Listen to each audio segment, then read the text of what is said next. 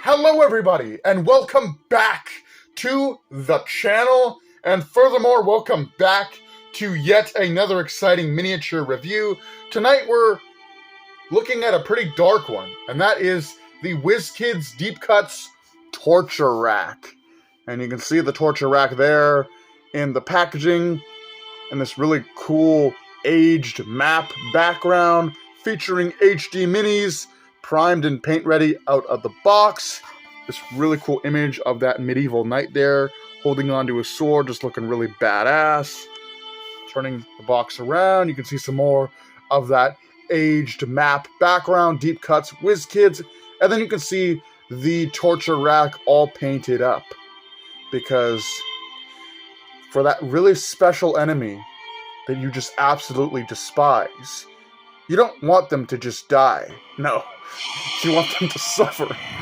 Suffer for all the pain and torment that they've caused you. Anyway, expand your Deep Cuts Miniatures High Definition collection. For a complete list, visit wizkids.com/unpainted. And then you got WizKids and NECA and all that legal stuff. But with all that being said, that pretty much wraps up the packaging on this just really disturbing miniature. So without further ado, I'm going to take a few days to start slinging some paints and get this grisly miniature put together. Don't go away, there's more miniature review to be had. Alright, here is the torture table all put together and painted. And I think I did a really good job on this, actually. I'm really proud of how this turned out, despite how grisly in nature this is. Now, admittedly, I think I went a little crazy with the blood splatter on this thing.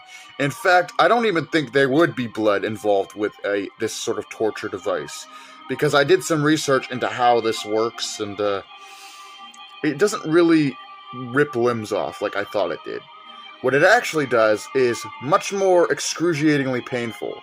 So, obviously, your legs get attached in here, your ankles here, and then your arms get attached to these cuffs here. And basically, in medieval times, when they would interrogate somebody for information, basically, it would basically pull their limbs extremely hard over time. So gradually, you know, somebody was torturing you and you know, you weren't giving them the answers they wanted, they would gradually turn these cranks here, and it would pull on your limbs harder and harder and harder until either your limbs break or the bones just snap.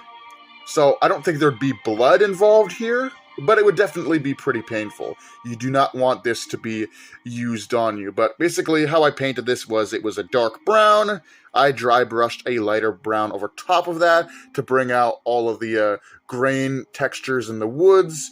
You got each of these screws or nails done in silver. Same with the chains, they're done in silver.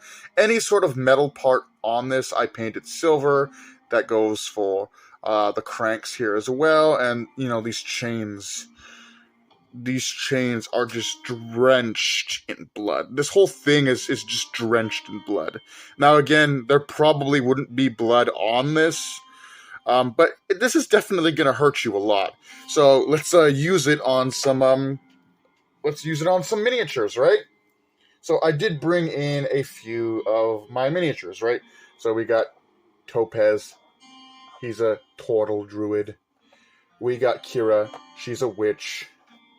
We got Kira's sister, Alice, who's also a witch, but she's more of like a clerk, right? She works for a church, and, you know, as like a clerk or a noble, something akin to that. And then we got my main player piece, Panjed.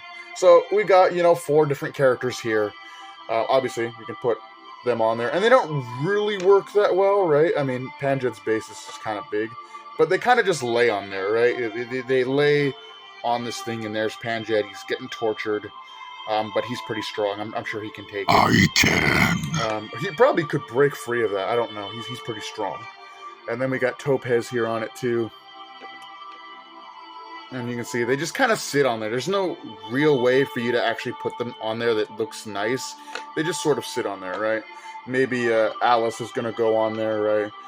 Kira doesn't really like her sister too much, you know. They're kind of got a complicated relationship. But obviously Kira is not going to just let her sister die like that, right? So maybe she uses magic to free her sister from the horrors of the torture table. But you can kind of see that, and then we can put, like, Kira on there, too, and see how that works, right? But as you can see, they just kind of lay there, right? I mean, you don't really need it to do anything crazy.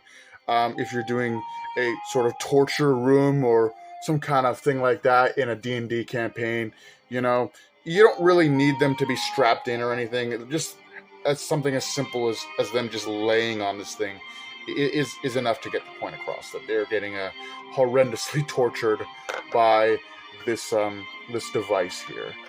And it's pretty good. I don't really have anything to compare this to other than, you know, human characters, because I don't really have any other dungeon dressings. I guess I could bring in this closet mimic, or the dire mimic, and just close the doors here. And then, you know, totally regular closet, and you can put that one next to it and just see how it looks. Oh, you got the mimic that's a chair too. Why not?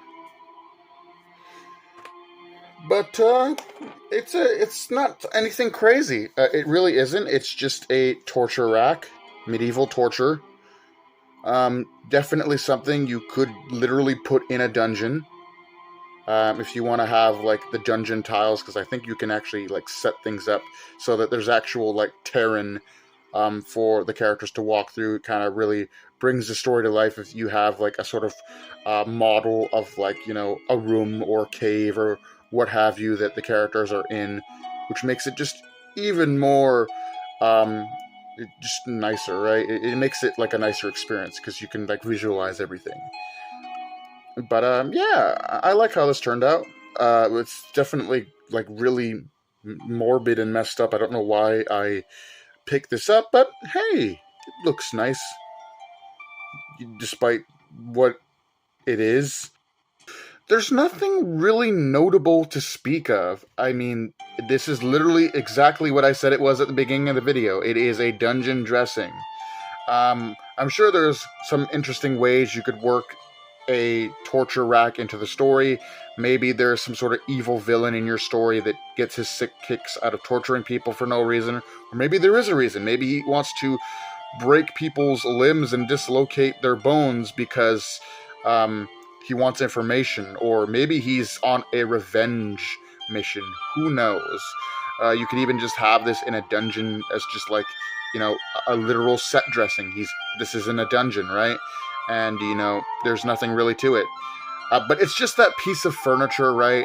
Say if you have those really fancy dioramas for the player pieces to go through, you know, a whole huge way to visualize the story and make it more interactive. You could literally just have this as a bit of furniture in a dungeon, or again, you know, it could be used as some sort of, like, twisted game for whatever villain the players are going up against.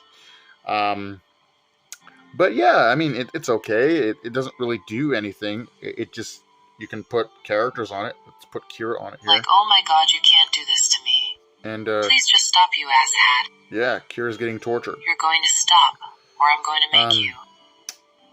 Yeah, I don't know. It's a interesting one. I don't know what really gave me the incentive to purchase this and paint it, but hey, now there is a blood-soaked torture rack in my miniature collection. Why do I do the things I do? Anyway, with that being said, hope you guys enjoyed. Do take care. Have a great night. And I'll see you in the next video.